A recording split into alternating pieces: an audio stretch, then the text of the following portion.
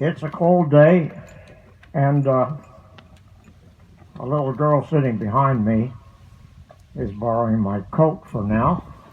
I'll get it back in a few minutes. Distinguished visitors, guests, fellow veterans, and all here today, thank you for that very kind introduction. I can hardly believe that that was me. I'm very highly honored to have been chosen to speak to you today here.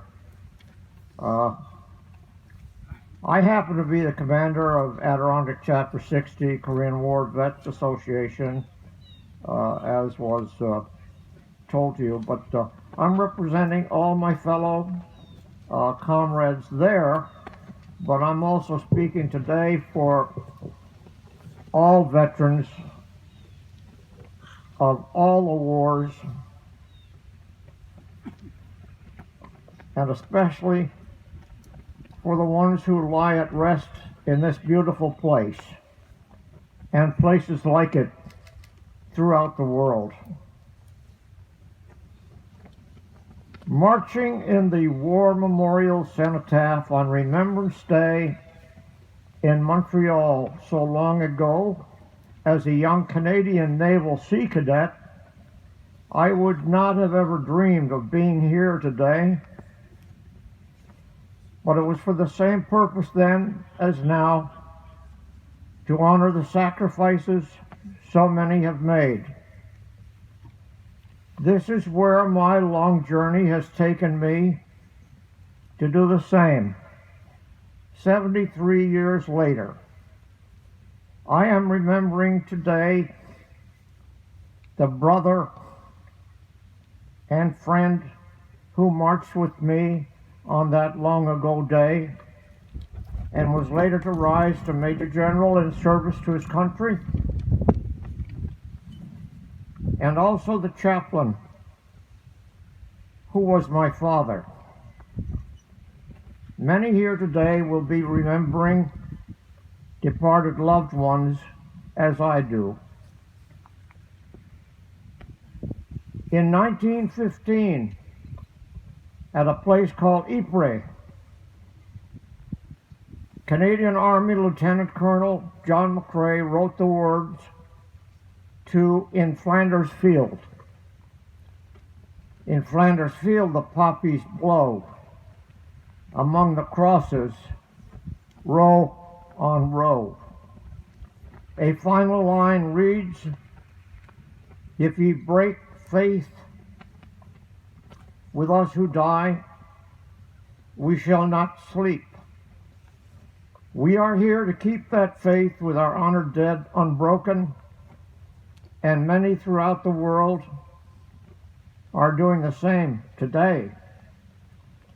Over 100 years ago, Lieutenant Colonel McCrae was looking at the white crosses just as you see here,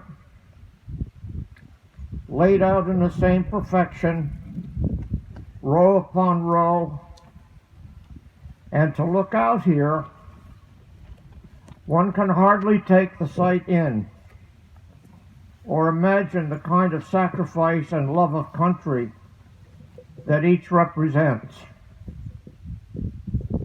And of course, the beautiful columbaria in this and other national cemeteries also bear the mortal remains of our honored heroes now at rest. I have seen the hushed beauty of Arlington Cemetery, where rest together presidents, generals, and privates, honored by the United States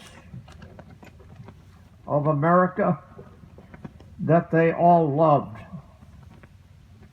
I will be privileged to be resting here in this beautiful place with all my comrades in arms when I am called. I've been blessed to enjoy a long life and saved somehow to live through the dangers of combat in one war and then gone to another.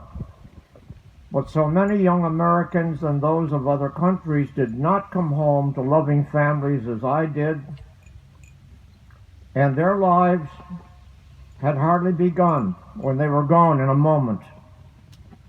Some whose lives were cut short in war lie here, and I have had the sacred duty as a longtime member of the Honor Guard here to fold the flag of the United States of America for presentation to those they left behind. And not only for those lives whose lives were short, but also for so many veterans who served with honor and then had come home to make this country what it is today and live into old age. I will consider that duty one of the greatest privileges of my life. You can look everywhere around this wonderful country and you will see what those veterans brought about. The work of husbands, fathers, brothers, sons, wives, daughters, who loved America, many of whose names are now engraved here. Nearly every family has been touched in some way by the tragedy of war, and that includes mine. My grandmother lost both her sons. My mother, her two younger brothers. I have been to see my uncle's grave in a place called Lisieux, France, along with all of his Lancaster bomber crew, meticulously cared for by the French people. That young pilot was 25 years old, and he might have been one of the older members of that crew. He is among the thousands who did not return home, along with American boys who laid down their lives for freedom. I have another uncle, a young bomber navigator, whose plane went down in the sea, who came home with his spirit so broken that one day he ended his life. I hope you will not mind my telling about these family tragedies of war in my talk to you today. Perhaps some here can relate to them. When I left to go to Korea, my father was unable to hide tears when he saw me on the train in Albany. He was the gentle minister who had gone to war as a chaplain during World War II, and later I realized it was because of what he had seen not so many years before. And never talked about. I would soon jump into Korea and see young men lost a very short time later, suddenly gone in the combat that was to come, holding the line on a mountain at a place called Kumwa. 19 years later,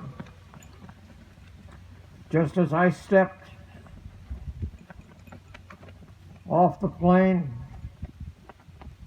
in Vietnam, excuse me,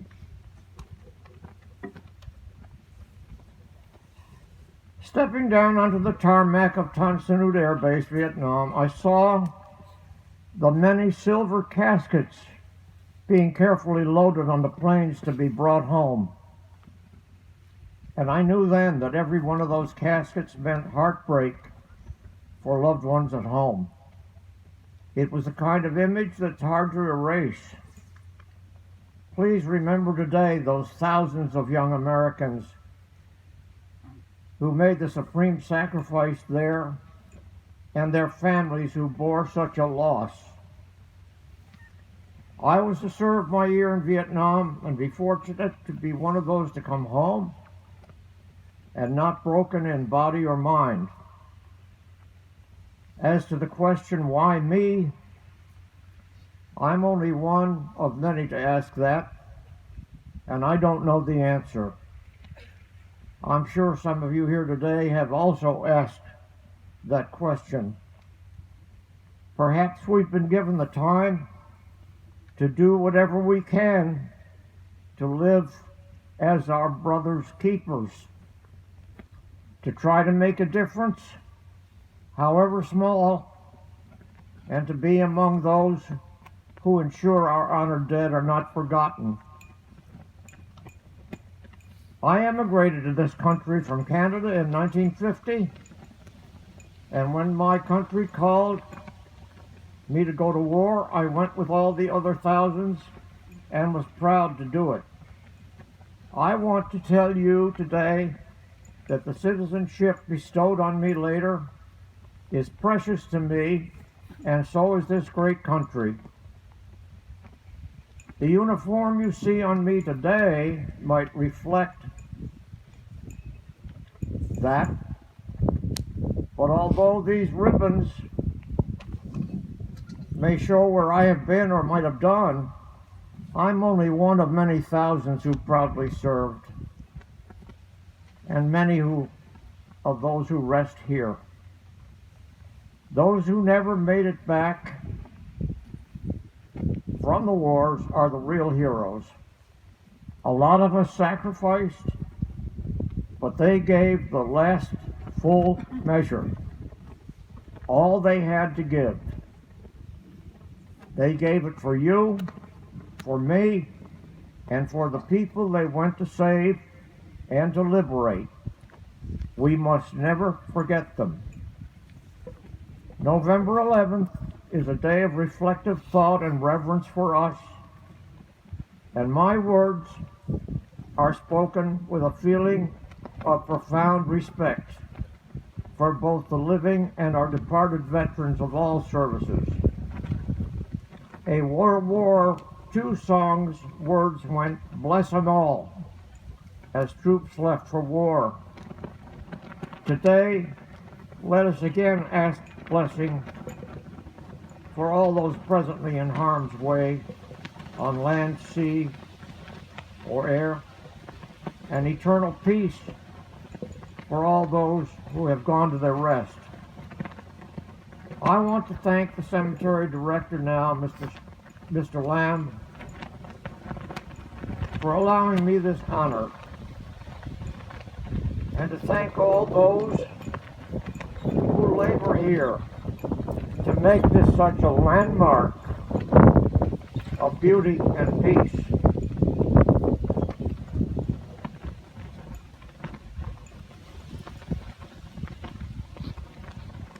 We have here members of the fire department and police officers, many of whom are also veterans, and they've come to pay tribute to others who have sacrificed the way they do. As you know, and I know, they have many who have paid the ultimate price in the battles that they fight. I've been privileged to serve with such people in past years. I know what they do, and they will have my deepest respect always.